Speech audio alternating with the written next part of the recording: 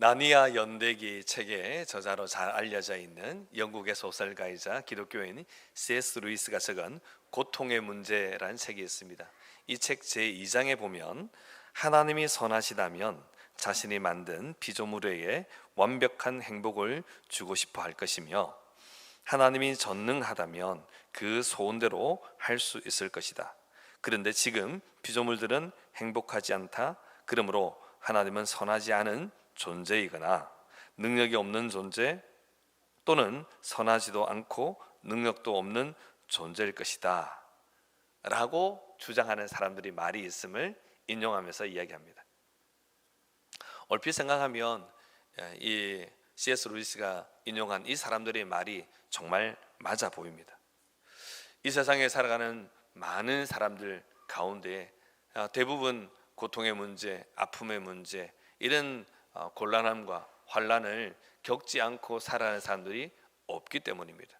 만약 하나님께서 선하신 분이라면 이것을 왜 이렇게 허락하시는가? 이런 질문 당연히 들 수 있지요. 또한 하나님 믿는 자라서 하나님 편에 서 있고 하나님을 위해서 열심히 산다라고 생각하는 사람은 더더욱 이런 질문을 던질 수 있는 것입니다. 좋으신 하나님, 선하신 하나님께서 왜 이런 고통을 설령 나에게, 우리 가정에 주지 않는다 할지라도 왜 우리 공동체에, 우리가 몸담고 살아가는 이 사회 속에, 이 국가와 세계 속에 많은 어려움을 겪도록 하시는가? 이런 질문을 할 수 있다는 거죠. 더 나아가서 본인이 이런 고통 속에 있는 사람들은 왜 내가 예수를 믿고 있는데, 내가 하나님 안에 있는데 이런 고통을 당하고 있습니까? 특별히 육신적으로 연약하신 분들은 이런 질문을 던질 수 있다는 것이죠. 그런데 가만히 생각해 보면 이런 고통과 아픔은 단순히 육신적인 그런 아픔만이 아니라 누구나 다 가지고 있는 아픔이요, 그런 고민거리요, 걱정거리라는 것입니다. 다 사람들은 한 가지 이상의 그런 어려움과 고통과 힘듦을 가지고 있다는 것이죠. 바로 이것이 우리 인생의 모습입니다. 그런데 오늘 본문을 적고 있는 사도 바울도 역시나 그런 고통 속에 있었음을 오늘 본문 5절은 우리에게 말씀해 주고 있습니다. 5절 말씀 보십시오. 내가 이런 사람을 위하여 자랑하겠으나 나를 위하여는 약한 것들 외에 자랑치 아니하리라. 사도 바울은 자기 자신에게 약한 것이 있음을 고백하고 있습니다. 우리가 말씀 뒤에 살펴보겠지만 이 약한 것은 사실 그의 육신적인 그런 부족함과 질병과 관련되어 있는 것이라 할 수 있습니다. 그런데 비단 지금 자신의 육신만이 그런 약해 있는 그런 상황이 아닙니다. 지금 사도 바울은 자신의 사도권이 위협받는 큰 곤란함에 직면해 있었습니다. 무슨 말씀인가 하면 사람들은 이제 복음을 전하고 또 교회를 세운 이 사도 바울이 또 다른 곳에서 복음을 전하면서 옮기게 되었는데, 그 뒤에 뒤따라왔던 또 다른 사람들이 사도 바울의 그 복음이 틀렸다라고 말합니다. 더 나아가서 그가 사도라고 말하지만 사실은 사도가 아니다라고 사람들이 주장하게 된 것입니다. 그러므로 이 사도 바울의 사도권이 흔들리게 된다면 사도 바울이 전한 복음조차도 제대로 된 복음이 아닌 것으로 사람들이 이해할 수 있게 됩니다. 이렇게 자신의 사도권이 흔들리는 것, 이것을 듣고 알았던 사도 바울은 오늘 본문이 담겨있는 이 고린도 후서를 시작하면서 제일 먼저 1장 1절에서 하나님의 뜻으로 말미암아 그리스도 예수의 사도된 바울은 이라고 자신의 사도권이 어디에서 출발했는지 그렇게 분명히 언급하고 있는 것입니다. 그리고 나서 오늘 본문에 들어와서는 이제 자신의 약한 것들에 대해서 말하고 있습니다. 그런데 참으로 놀랍게도 사도 바울은 자신의 약함을 자랑한다라고 오늘 본문은 우리에게 증거해주고 있지요. 여러분, 요즘 보통 사람들은 자신의 약점을 이야기하지 않습니다. 대부분은 자신의 강점을 이야기합니다. 요즘 젊은이들이 입사하기가 직장 들어가기가 참 어렵다고 합니다. 그런데 그때 자신의 약점을 말하는 사람은 잘 없습니다. 어찌되었든 면접관들에게 좋은 인상을 주기 위하여서 자신의 이 강점들을 나열하는 경우가 많이 있습니다. 가끔 약점을 말하는 그런 친구들이 있어요. 그런데 그런 친구들조차도 나의 이런 약점이 있지만 사실은 이런 약점들이 이런 시기에 이렇게 도리어 강점으로 바뀌었다, 이렇게 나중에 마무리하는 것을 우리가 보고 듣게 됩니다. 그래서 우리는 이 시대 가운데서 자신의 강점을 이야기하는 것, 이것을 우리는 미덕으로 생각하고 또 그리해야 살아남을 수 있다라고 말합니다. 최대한 장점은 드러내고 단점은 감추는 것, 이것이 세상을 잘 살아갈 수 있는 그런 비결이다라고 말합니다. 그래서 예전에는 PR 그러면 어떻습니까? 우리 연세가 좀 있는 분들은 아시죠? PR이 뭐라고요?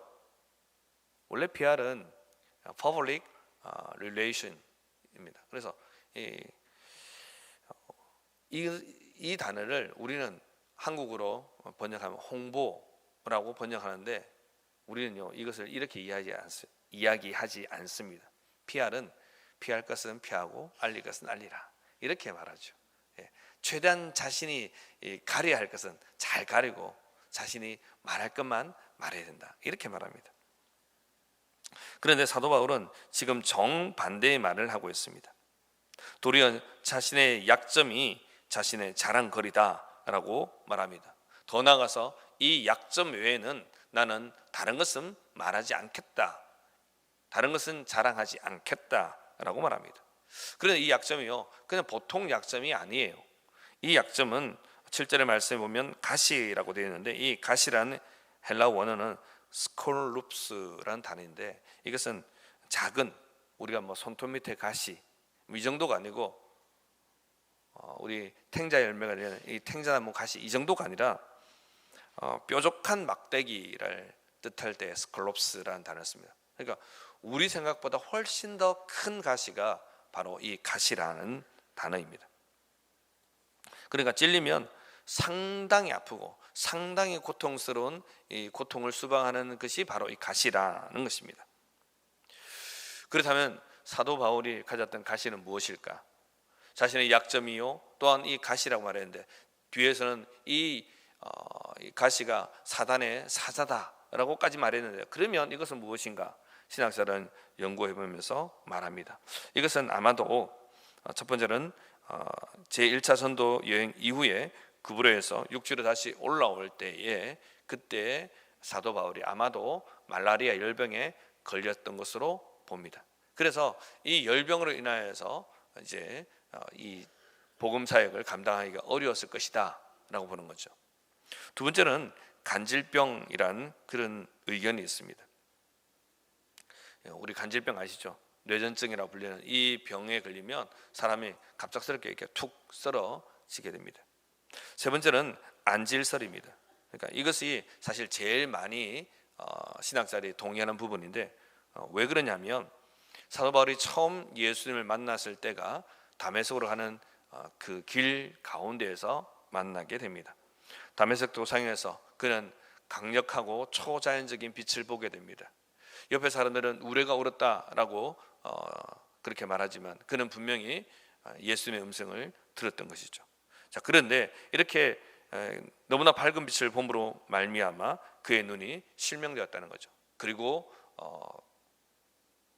이 일로 인하여서 그가 눈에 병을 가지고 있었다, 안질이 있었다라고 보는 것입니다. 중요한 것은 무엇입니까? 그것이 뭐 어떤 병이었든 어떤 병이었든지 간에 상관없이 바울에게는 큰 고통이요 아픔이요 고민거리가 되었던 것입니다. 그래서 이것이 사단의 사자다라고 말할 만큼 그에게 참으로 곤란한 그런 가시가 되었다라고 말하는 것입니다. 자, 여러분, 그러하면 우리가 제일 처음에 우리가 생각했던 것, 그러면 하나님께서 선하지 않으셔서 지금 사도 바울에게 이 곤란한 이 아픔을 허락하셨을까요? 그러면 하나님께서 능력이 없으셨기에 사도 바울이 가지고 있던 이 육체의 가시, 이 육체의 질병을 그냥 그대로 가만히 두시고 있었을까요? 그것도 아니면 하나님이 선하신 분이 아니시기 때문에 육체의 가시를 그냥 그렇게 사도 바울에게 너는 평생토록 이것을 가지고 있어라 라는 의미로 그렇게 허락을 하신 걸까요? 그 어떤 것도 아닙니다. 하나님께서 바울에게 육체의 가시를 남겨두신 이유는 바로 이미 많은 은혜를 체험한 이 사도 바울이 사고하지 않도록, 교만하지 않도록 하기 위해서 이것을 남겨두신 것입니다. 7절 말씀 우리 같이 읽겠습니다. 7절입니다. 시작. 여러 계시를 받는 것이 지극히 크므로 너무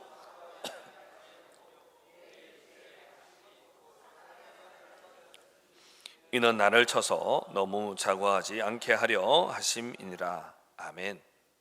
그렇습니다. 하나님은 사도 바울이 너무 높아지는 것을 원하지 않으셨습니다. 사실 이때에도 사도 바울은 아주 대단한 사람이었습니다. 고린도후서 11장 22절부터 23절 전반절 제가 읽겠습니다. 저희가 히브리인이냐? 나도 그러하며 저희가 이스라엘인이냐? 나도 그러하며 저희가 아브라함의 씨냐? 나도 그러하며 저희가 그리스도의 일꾼이냐? 정신없는 말을 하거니와 나도 더욱 그러하도다. 사도 바울이 지금 이 말을 할 때는 언제냐면 제1차 전도여행, 제2차 전도여행을 마친 이후였습니다. 제1차 전도여행은 3년, 제2차 전도여행은 3년 반 혹은 4년, 보통 4년으로 봅니다.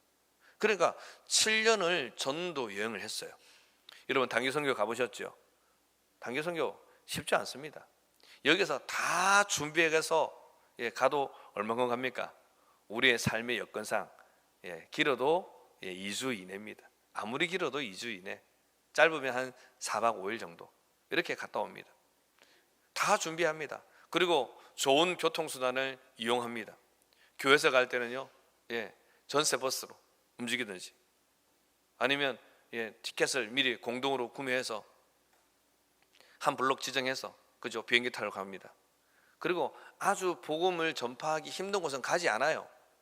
그 현지에 있는 그런 선교사님과 이미 가기 전에 다 컨택을 해놓고 그리고 일정을 다 가지고 있습니다. 몇 시에 어느 부족에 들리고 어느 만에 들리고 그 가서 우리가 무엇을 하고 무엇을 나눠드리고 언제쯤 복음을 전하고 다 계획해서 갑니다. 그래도 단기 선교는 힘들죠. 그래도 힘듭니다. 예상치 못했던 일들이 불쑥불쑥 발생합니다. 저도 그런 경험을 해본 적이 있습니다. 그런데 지금 사도 바울이 경험한 이 단기 선교는요, 단기 선교가 아니에요. 그냥 그곳에서 살았던 겁니다. 그리고 정말 이 복음을 전파하는 것은요, 요즘 애들 말로 하면 맨 땅에 헤딩하는 겁니다. 전혀 모르는 곳에 가서 전혀 모르는 사람들에게 들어보지 못한 저 이스라엘에서 유대인들이 믿고 있는 예수 그리스도, 여호와 하나님, 이것에 대해서 우상신을 믿고 있는 사람들에게 전해야 하는 것입니다. 아데네스처럼 호의적인 그런 사람들이 있었던가 하면 전혀 호의적이지 않는 그런 도시가 훨씬 더 많았습니다. 그래서 이 일을 행하는 것은 너무너무 어려웠습니다. 심지어 이 일을 감당하는 것은 스스로 다 돈을 벌어서 감당했습니다. 그래서 이것을 우리는 자비랑 선교다 그렇게 말합니다. 그렇게 3년 4년을 감당했습니다. 정말 힘들게 목숨 걸고 행했습니다.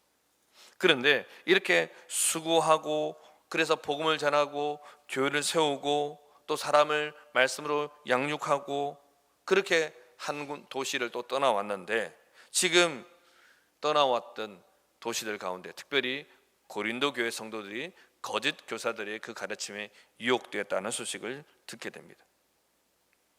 거짓 교사들은 사도 바울이 사도가 아니라고 말합니다. 그가 전한 이 복음이 틀렸다, 가짜라고 말합니다. 우리가 전하는 것이 맞다라고 말합니다. 그래서 사도 바울은 그렇게 말하는 것입니다.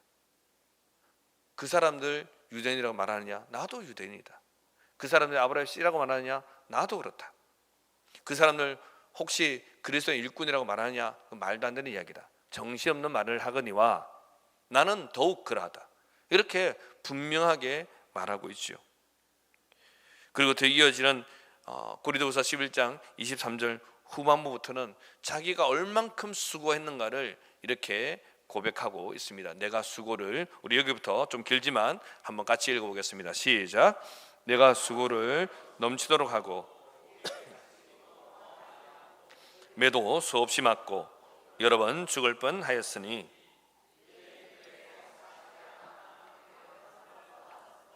세 번 태장으로 맞고 한 번 돌로 맞고 세 번 발산하였는데 일주야를 기품에서 지냈으며 여러 번 여행해 강의 위험과 강도의 위험과 동족의 위험과 이방인의 위험과 진의 위험과 광야의 위험과 바다의 위험과 거짓 형제 중의 위험을 당하고 또 수고하며 애쓰고 여러 번 자지 못하고 줄이며 목마르고 여러 번 굶고 춥고 헐벗었노라. 아멘. 여러분 어떻습니까? 사람이 당할 수 있는 고난은 거의 다 당했다라고 볼 수 있습니다. 정말 목숨 걸고 복음을 전한 것입니다. 풍족하고 넉넉한 가운데서 하지 않았다고 말합니다. 여러 번 굶고 목마르고 자지 못하고 환경적으로 강에 강도에 동족에 이방인에 바다에 광야에 이 모든 위험들 속에서도 복음을 전했고, 그렇게 전하다가 오해를 받아서 죽을 뻔했는데 정말 매를 맞아서 죽을 뻔했고, 그 이야기를 하고 있는 것입니다. 그가 자기 자신의 복음을 전하기 위해서 얼마나 많은 수고와 핍박을 당했는지를 열거하고 있습니다. 보통 사람들은 그 근처에 가기도 힘들 만큼 큰 곤란함과 어려움을 당했으면서 또한 다른 사람들은 근처도 가지 못할 만큼 정말 복음을 위해서 수고한 사람이 자기란 거죠. 이것을 고린도후서 앞선 11장 22절과 23절 이하에서 쭉 설명을 했습니다. 그리고 오늘 본문에 들어와서 말하는 것입니다. 내가 이렇게 여러 일들을 경험하였고 이런 와중에 있었는데 라는 이야기를 하고 있는 거죠. 그런데 중요한 것은 무엇입니까? 하나님께서 사도 바울의 이 모든 모습을 알고 계셨습니다. 3년간이나 4년간이나 그렇게 수고롭게 수고했으며 그가 복음을 전함으로 많은 이방인들이 주께로 돌아왔고 교회가 세워진 것을 하나님도 알고 계셨습니다. 여러분, 그러니 어떻습니까? 사도 바울 스스로 생각하면 엄청나게 어깨에 힘을 줄 수 있는 거죠. 스스로 높아질 수 있는 충분한 그런 많은 동기들과 계기가 있는 사람이 바로 사도 바울이라는 것입니다. 심지어 오늘 본문 이 고린도 후서 12장 2절에 보면 그는 셋째 하늘까지 다녀온 사람입니다. 정말 대단한 사람인 거죠. 여러분, 가끔 우리가 자신의 꿈을 가지고 하나님께서 자기에게 다 말씀하셨다라고 말씀하는 분들이 가끔 있어요. 그리고 그 경험한 것을 가지고 사람들에게 막 이렇다 저렇다 이렇게 말씀하시는 분이 있어요. 그렇게 말할 수 있습니다. 그런데 그것이 전부인 양 생각하시면 안 됩니다. 하나님께서 그 사람에게 필요하시기 때문에 그분에게 필요한 것을 허락하신 겁니다. 그런데 이 일을 통하여서 중요한 것은 무엇입니까? 그것을 경험한 사람들이 스스로 자고하지 않아야 하는 것입니다. 사도 바울은 이 많은 일들을 경험하였습니다. 그리고 삼층천까지 다녀온 사람입니다.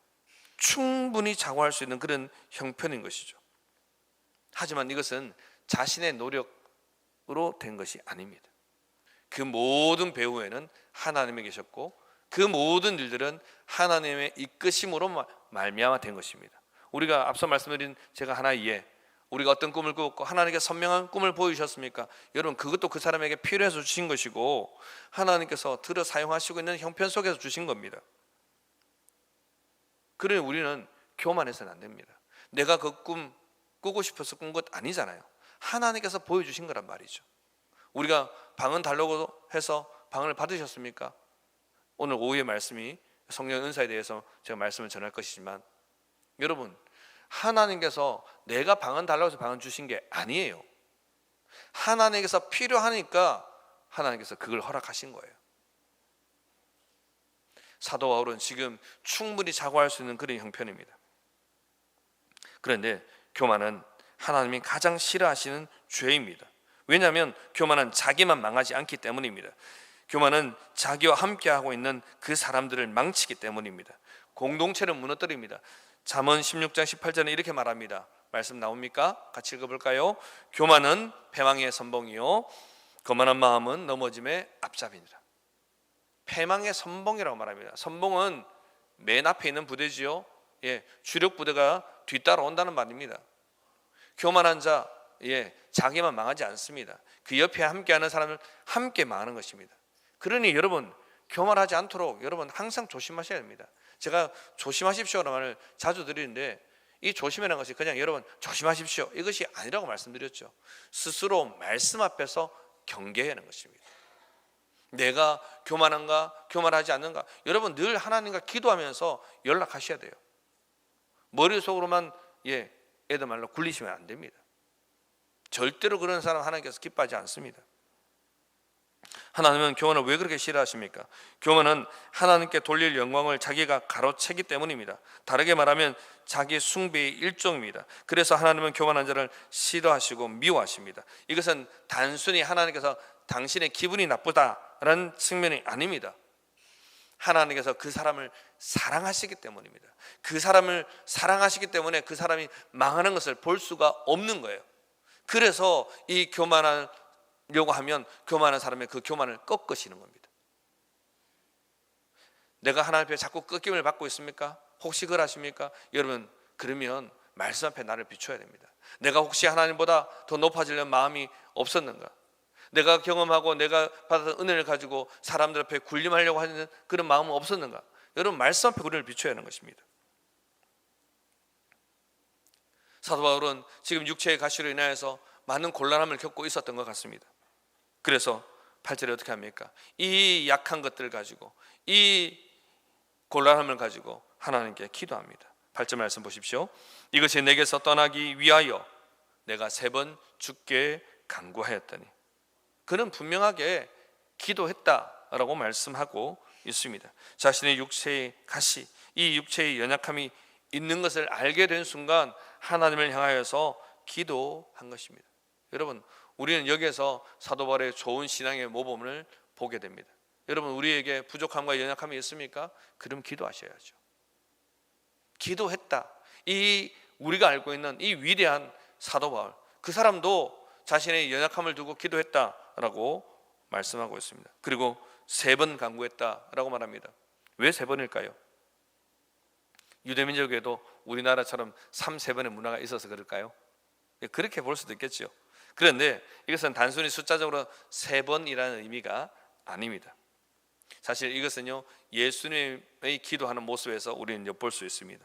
예수님은 십자가의 고난을 앞두고 겟세마네 동산에서 내 아버지여 할만하시거든 이 잔을 내게서 지나가게 하옵소서. 하나님께 간절하게 3번 기도합니다. 땀방울이 핏방울로 변할 만큼 간절하게 기도했습니다. 사도 바울은 그 누구보다 예수 그리스도를 닮고 싶어 했던 사람입니다. 그러니 예수님의 이 기도하는 모습을 보면서 기도의 모범으로 삼고 자기도 그렇게 3번 간절하게 기도하지 않았을까? 성경학자는 그렇게 추측하고 있습니다. 그런데 또한 사도 바울이 이렇게 간절하게 기도할 수 있었던 이유는 무엇이냐면, 예수의 모범을 따라가려는 그런 마음도 있었겠지만 사실은 그는 이미 기도의 능력을 체험했기 때문이죠. 다메섹 도상에서 예수님을 인격적으로 만납니다. 그런데 눈이 멀게 되지요. 하나님께서는 아나니아라는 사람을 예비해 두셨습니다. 사도행전 9장 17절과 18절 상반절입니다. 아나니아가 떠나 그 집에 들어가서 그에게 안수하여 가로되 형제 사울아 주곧 내가 오는 길에서 나타나시는 예수께서 나를 보내어 너로 다시 보게 하시고 성령으로 충만하게 하신다 하니 즉시 사울의 눈에서 비늘 같은 것이 벗어져 다시 보게 된지라. 일어나 세례를 받고 음식을 먹음에 강건하여 지니라. 사도 바울은 자신의 이 사역을 시작하기 이전에, 하나님 앞에서 이방인의 사도로 부름받아 쓰임받기 이전에 기도의 능력을 체험한 사람입니다.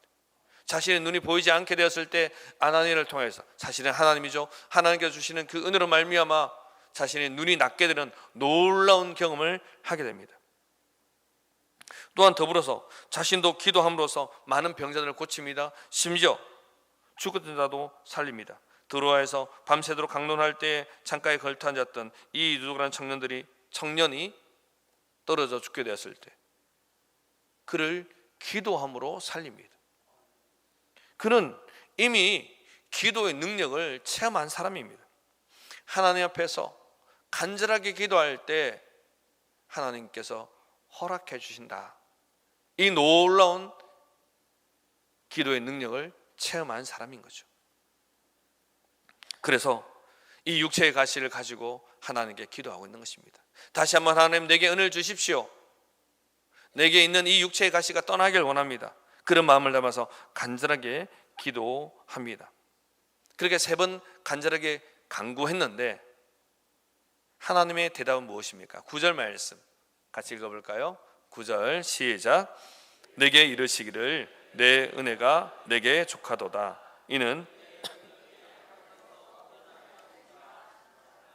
아멘. 사도 바울은 자신의 기도에 하나님께서 응답해 주실 줄 알았습니다. 하지만 자신의 기도와는 다르게 no라고, yes가 아니라 no라고 응답하십니다. 그렇습니다. 우리의 생각에도 보면 하나님께서 이 위대한 사도 바울, 지금 하나님 앞에서 온전히 자신의 인생을 드리며 이미 제2차 선교 여행을 하는 동안에 이 많은 위험 속에서 목숨을 걸고 복음을 전했던 이 사도 바울이 기도하고 있는 이 기도를 하나님이 들어주시는 것이 맞는 것처럼 보입니다. 우리의 생각에도 그렇습니다. 하지만 하나님은 이 위대한 사도, 충성스러운 당신의 종, 이 사도 바울의 기도를 들어주시지 않습니다. 그의 기도를 거절하십니다. 이런 모습은 참 우리가 하나님을 향하여 물음표를 던지게 만듭니다. 의아스럽고 당황스럽게 가지 합니다. 바울은 오직 하나님께서 맡겨주신 그 사역을 감당해 왔습니다. 자신의 육체의 연약함이 있지만 그것임에도 불구하고 계속해서 복음을 감당해 왔습니다. 말라리아 열병이라면 그 후유증으로 인한 그 고통이 계속해서 심했을 것이고요, 만약 간질이라면 복음을 전하다가 어쩌면 쓰러졌을지도 모릅니다. 안질이라면 말씀을 읽고 또 그 말씀을 가르치는 그 형편 속에서, 이 성도들과 함께 가르치는 그 형편 속에서 많이 불편하고 어려웠을 것입니다. 그것이 우리가 충분히 예상되는 그런 시나리오입니다.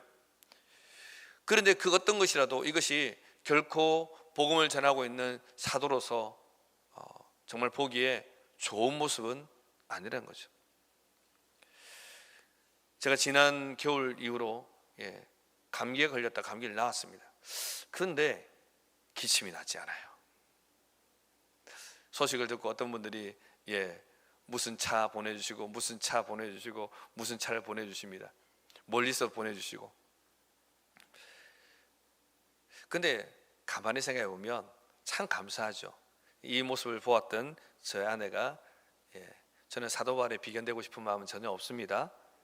근데 아내가 이런 얘기를 합니다.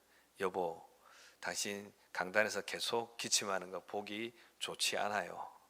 성도들이 걱정합니다. 사도 바울이 그가 정말 목숨을 다하여 힘있게 복음을 증거하다가 잎에 거품 물고 꼬르륵 하면 쿡 쓰러져 보세요. 이게 좋은 그림일 것 같습니까? 성도들에게 말씀을 가르치다가 갑자기 계속 눈 부비면서 좋을 것 같습니까? 그 열병의 후유증 때문에 제대로 사역을 못하고 있는 모습을 보면서 성도들이 어떻게 생각하겠습니까? 더 나아가서 믿지 않는 자들이 어떻게 생각하겠습니까? 예수 믿어도 저렇게 열심히 있게 복음을 전하더만 별것 없네 라고 생각할 수 있지 않겠습니까? 많은 사람들에게 복음의 좋은 영향력을 끼칠 수 없다는 것입니다. 사도 바울은 자신의 연약함을 두고 기도합니다. 육체의 가시가 떠나가기를 간절히 기도합니다.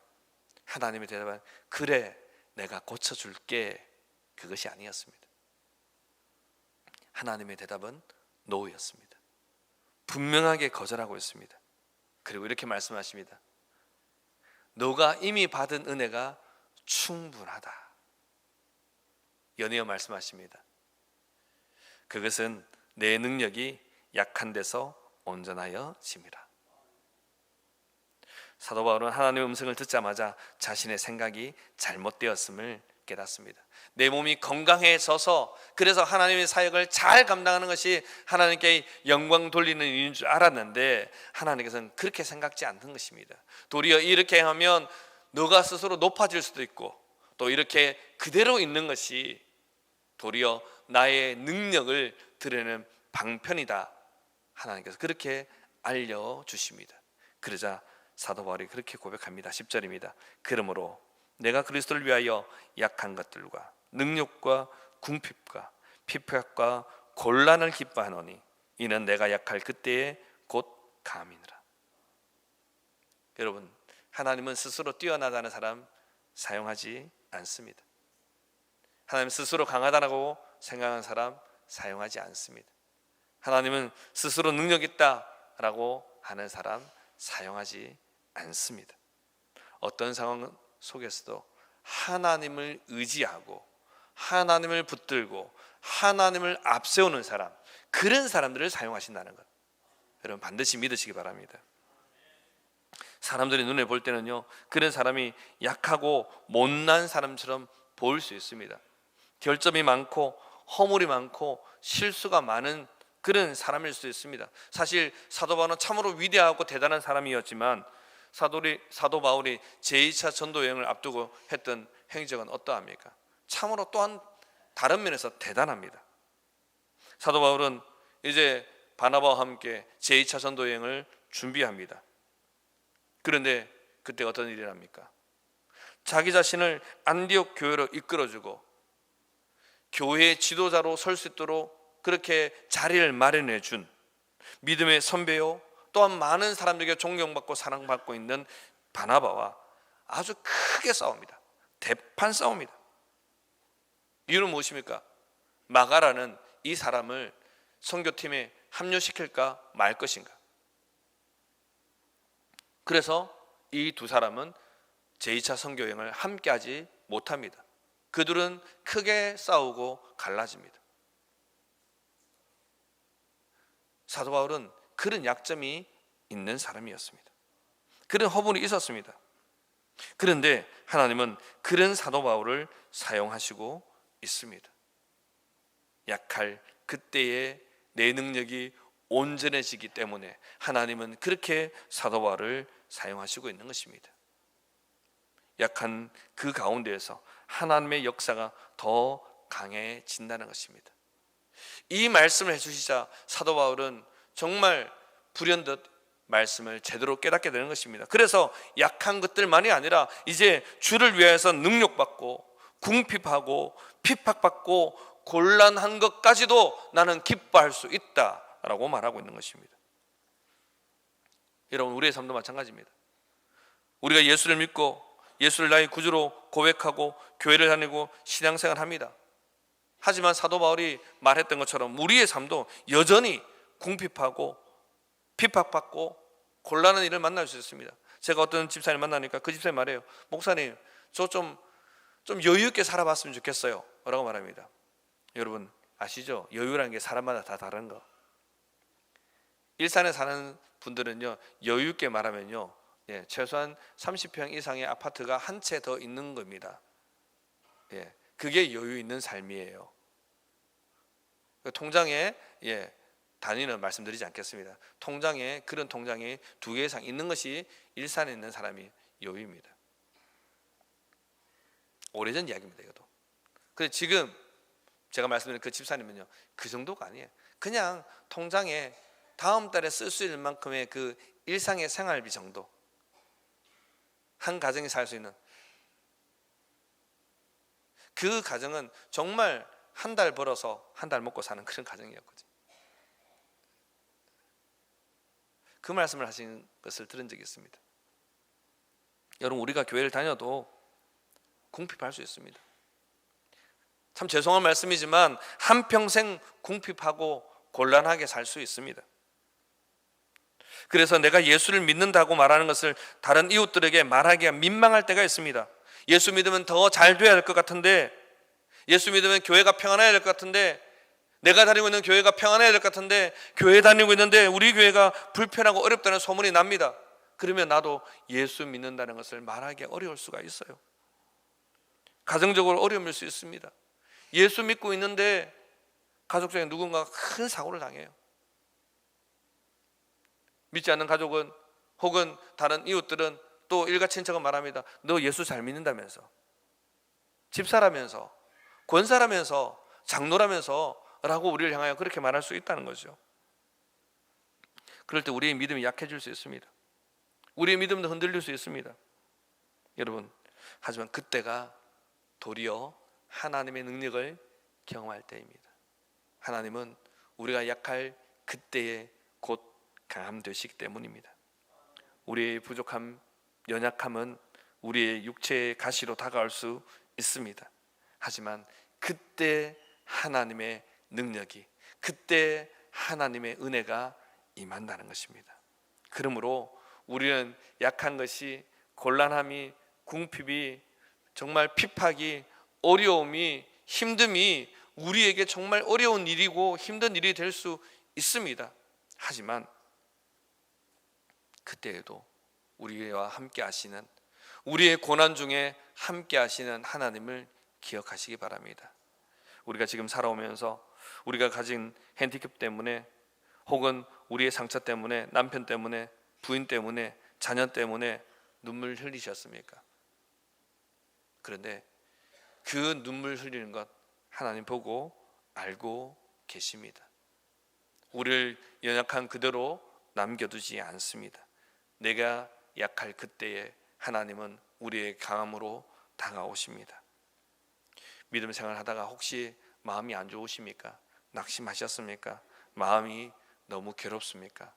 여러분, 이때가 하나님이 역사하실 때입니다. 여러분, 하나님이 우리의 삶 가운데 역사하실 시간입니다. 하나님, 우리에게 이 연약한 시간에 하나님 이제 우리에게 역사해 주십시오. 당신의 강함이 나에게, 우리 가정에, 우리 공동체에, 이 나라에 하나님 임하여 주옵소서. 우리가 그렇게 기도합시다. 그렇게 나아갈 때, 그 믿음을 가지고 우리가 살아갈 때 하나님은 우리에게 놀랍게 은혜로 역사하셔서 우리에게 모든 상황들을 역전시켜 주실 줄로 믿습니다. 이 말씀을 붙들고 믿음으로 승리하시는 저와 여러분 모두가 되실 주님의 이름으로 축복합니다. 아멘. 우리 함께